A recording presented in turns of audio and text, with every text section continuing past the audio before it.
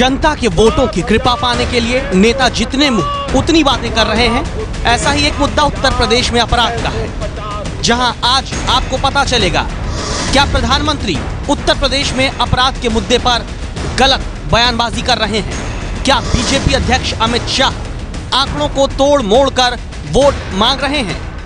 सियासी भाषणों के लाई डिटेक्टर टेस्ट में सबसे पहले प्रधानमंत्री नरेंद्र मोदी और बीजेपी अध्यक्ष अमित शाह का चुनावी रैली में किया गया ये दावा आप सुनिए।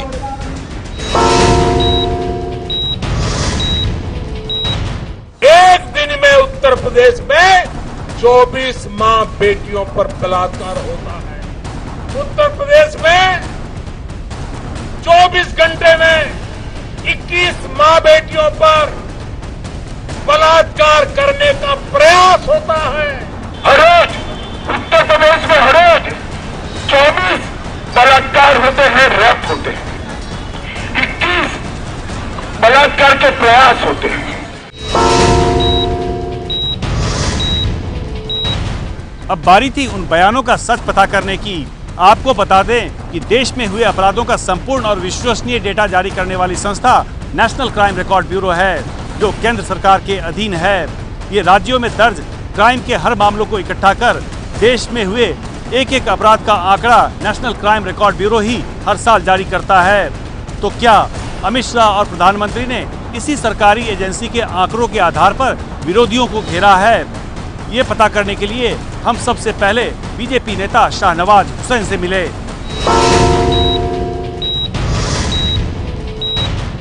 भारतीय जनता पार्टी के प्रवक्ताओं को ये पार्टी अध्यक्ष की तरफ से इंस्ट्रक्शन है कि हम जो भी आंकड़े दें वो कसौटी पर कसा जाए तो सच हो। हम लोग तो नेशनल क्राइम ब्यूरो का आंकड़ा देते हैं। शाहनवाज हुसैन ने ये बात हमें कंफर्म कर दी कि चाहे बीजेपी के प्रवक्ता हों या पार्टी अध्यक्ष या फिर प्रधानमंत्री, अपराध के मुद्दे पर वो नेशनल क्राइम रिकॉर्ड ब्यूरो के आंकड़ों को ही आधार बनाकर रैलियों में विरोधियों पर वार करते हैं। लेकिन जो बयान आपने पहले सुने वो इस आधार पर सच नहीं बैठते, क्योंकि नेशनल क्राइम रिकॉर्ड ब्यूरो अपराध दर को प्रति 1 लाख लोगों पर दर्ज करती है, न कि प्रतिदिन कितना अपराध हुआ इस आधार पर।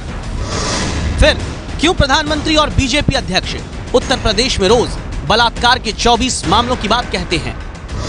किस आधार पर प्रतिदिन यूपी में 21 रेप के प्रयासों की बात नरेंद्र मोदी और अमित शाह ने कही? उत्तर प्रदेश में कानून व्यवस्था सचमुच एक बड़ा मुद्दा है, लेकिन क्या इसका मतलब ये हो जाता है कि आंकड़ों की हेराफेरी कर जनता से वोट मांगा जाए? अगर यूपी में पूरे साल हुए बलात्कार के मामलों को 365 दिनों के हिसाब में बांटकर उसे प्रतिदिन के खाते में भी डाला जाए, तो जो दावा प्रधानमंत्री नरेंद्र मोदी और बीजेपी अध्यक्ष अमित शाह यूपी में रेप के मामलों में कर रहे हैं, वो सच से कोसों दूर नजर आता है।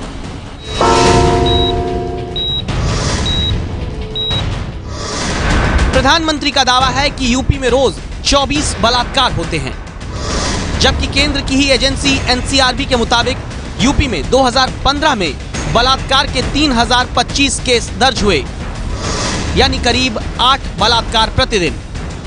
यानी प्रधानमंत्री अपने चुनावी भाषण में यूपी में रेप की प्रतिदिन वारदात को 3 गुना ज्यादा बढ़ाकर बता रहे हैं।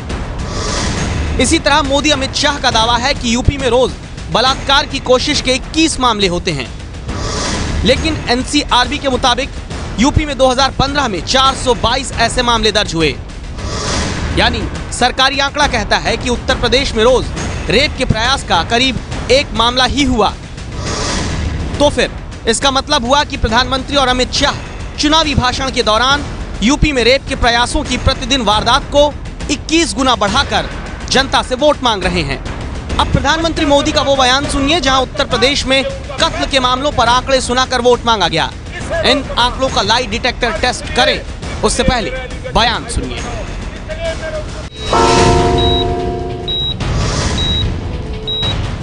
एक दिन में 13 हत्याएं,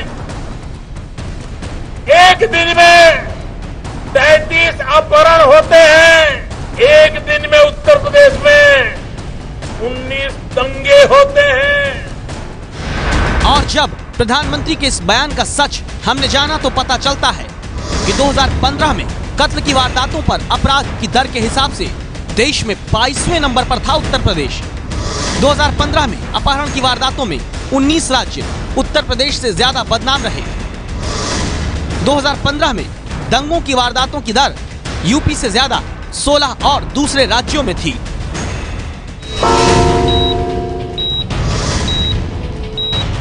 ये बात सही है कि अपराध हुआ है, लेकिन अपराध के उन आंकड़ों को बढ़ा चढ़ाकर, तोड़ मरोड़ कर पेश करना और फिर उसे भावनात्मक रूप देकर वोट बटोरने की कोशिश करना, ये कितना सही है?